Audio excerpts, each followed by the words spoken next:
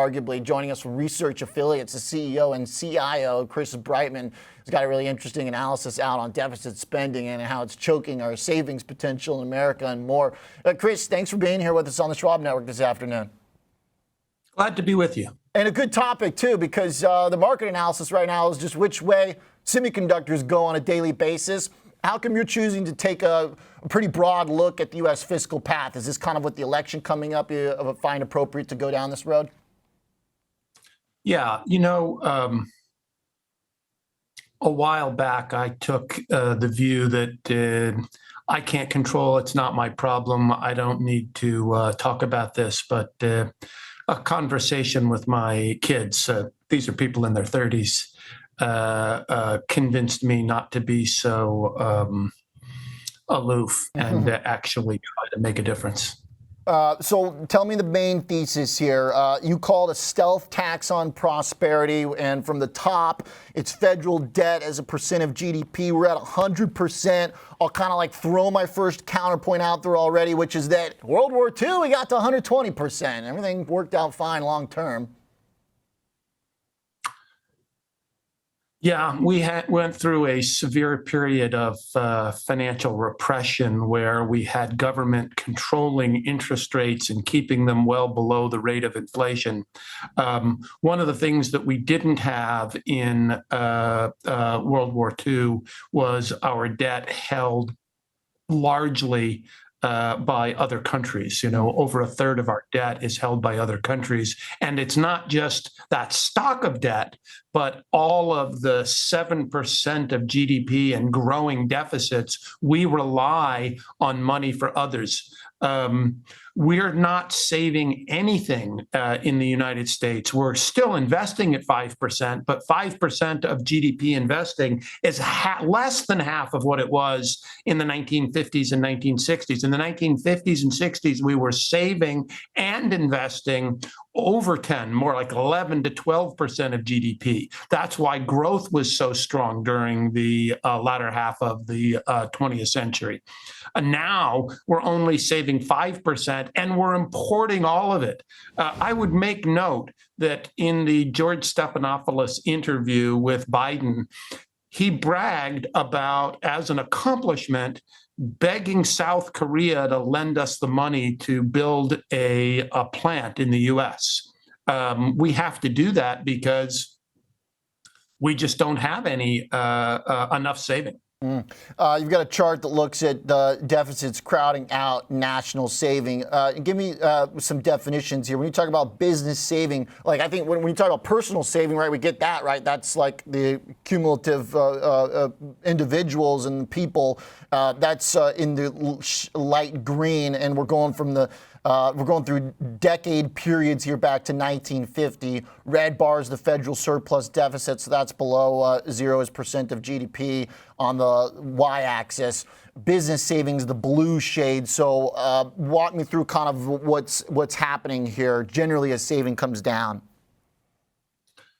So there's a lot there's some interesting things going on in business saving. But if you just take the sum of both personal saving and business saving, approximately personal saving is about 7% of GDP.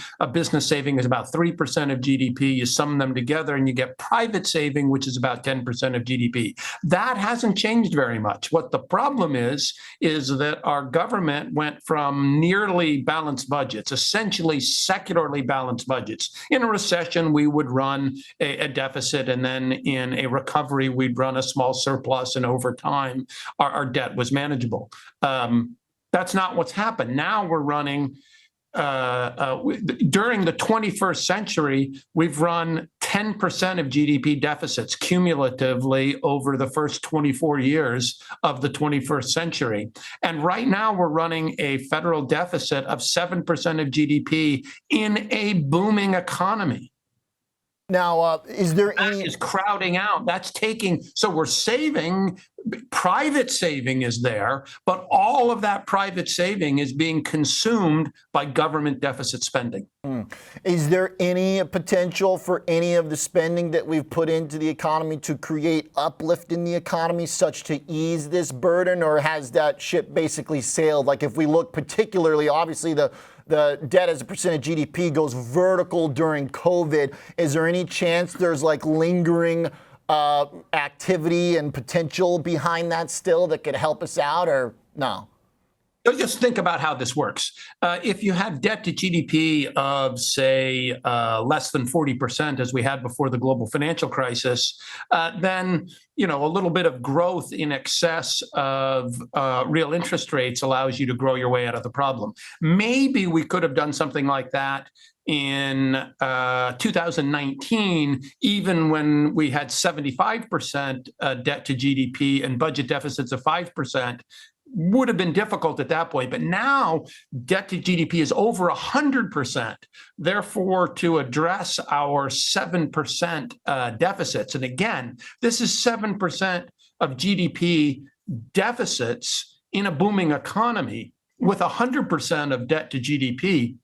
There's no way to grow your way out of this. Our growth rate, look, the CBO assumes, completely in line with a consensus, that real GDP growth will be 2% and real cost of debt will be 2%.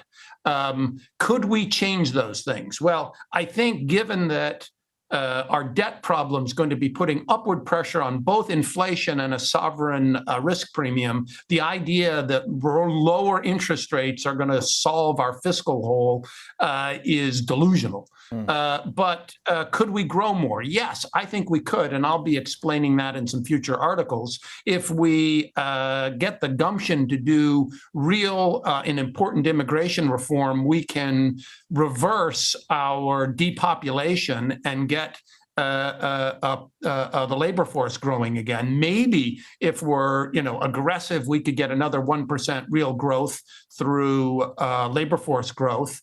And if we were to restructure or reform both entitlement spending as well as our tax system to promote growth rather than consumption, we could maybe add another 1% through labor productivity growth. But that's 2%. Increase in real growth, doubling our real growth from 2 to 4. That's a big lift for a mature economy with aging demographics already on the cutting edge of technology. And that still leaves a 5% hole. Now, we can fix that 5% hole, but it's going to require a value-added tax. We're the only OECD country in the world that doesn't have a value-added tax, and it's a very powerful way to raise government revenue. So I don't mean to be a prophet of doom and gloom. I'm just saying there are actions that our government is going to have to take, and we don't have decades to wait. Is there an implication in the near term, Chris? Because we'll definitely continue this conversation and want to keep in touch with your research as it comes out. But for the moment, is there an investing implication right now? Or if the dollar hangs on, we're the best house on the block, does the status quo hold for now? Well, kind of picking up on the conversation that you guys were having before I joined, sure. Over the short run, momentum rules markets. And so, I wouldn't say fight momentum over the next few days, weeks, or maybe even months. But over the long run, valuation determines long-term investment returns. And the dollar is absurdly overvalued, particularly against the yen. That's just an obvious one, is yen exposure. Commodity exposure in general, I think, is a good safe haven from the potential crisis we may have with our sovereign debt and therefore the dollar. Also, I think if you want to be really safe, park your money in very fiscally sound countries. Okay. And I'll give you 3. Hit me. Singapore, Switzerland, and Sweden. All of them have very, very sensible fiscal policies. They have debt breaks. They have basically they build up reserves, and they don't have a huge government budget debt, and they don't run persistent secular deficits. Okay. So those are, I think foreign currency, commodities, and fiscally sound economies are the place to invest. All right, well, our next guest has got some European stock picks, so good transition for us. Chris, thanks for your time, and we'll follow up. Absolutely. Thanks.